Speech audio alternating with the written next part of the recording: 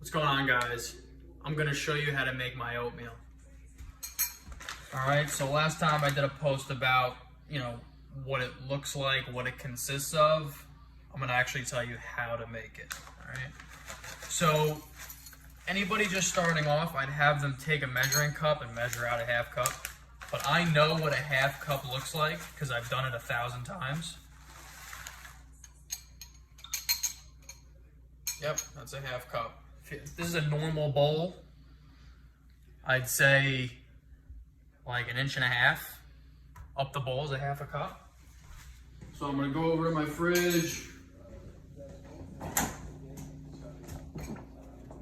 Put the water in. This is the most important part. You gotta make sure there's enough water in it, or else you're gonna get dry oats. You don't want dry oats. So as you can see, you want the water just coming on top of the oats. So there should be no oats sticking out on top. All right. Come over to the microwave. Leave the spoon in. It's okay. Who cares? So what I like to do, 2 minutes is the sweet spot. I don't know, you don't want the oats to be still dry. You want them to be completely soaked. So we'll wait for that to go. So let me just bring you over here in the meantime. So I'm gonna be using peanut butter. You can either do Wholesome Pantry peanut butter, anything that just says organic peanuts and sea salt.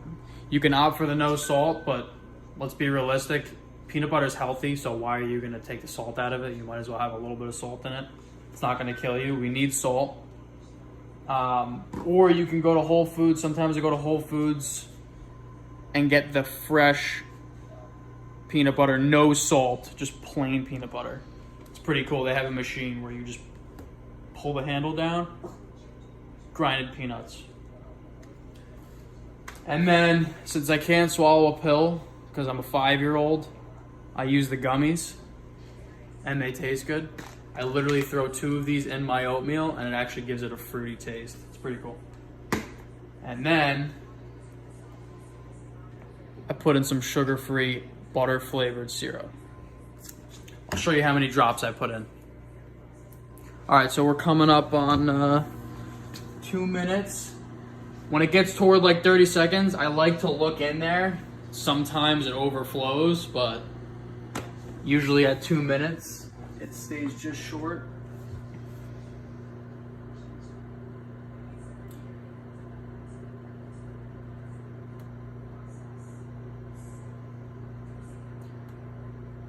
All right, so if you take a look at it, doesn't look dry. Looks like it's pretty soaked. I let it sit for about 30, 40 seconds to let the water soak in a little bit more before I put the ingredients in. So what I'll do first, you can tell I use a lot of cinnamon. Look at the size of this thing. All right. So if you could take a look at this, you can never put too much cinnamon in. That's why it's the best. So that's about what I use. Stir it up.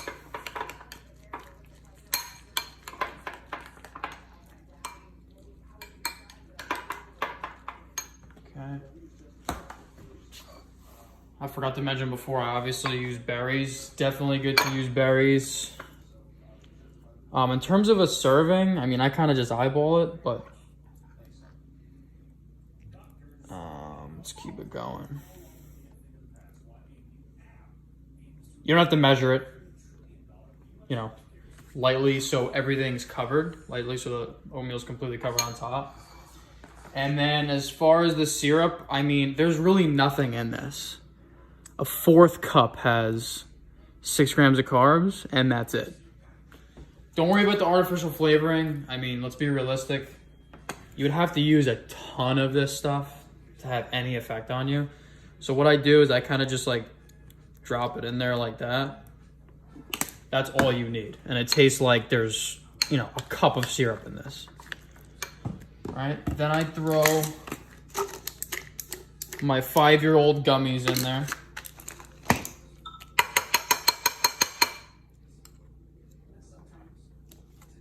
I'm the only one that used peanut butter in this house, so I don't think this is gross, but I stick the spoon right in. And as you can see, this is how much peanut butter I use. All right, you see that? So that's what it looks like. People like to stir it up. I don't like to stir up the peanut butter. I like to leave it on top, and I actually eat all the oatmeal, and then toward the end, I'll kind of eat the peanut butter because it's like more of a treat. That's it. You know the secrets. Make it happen.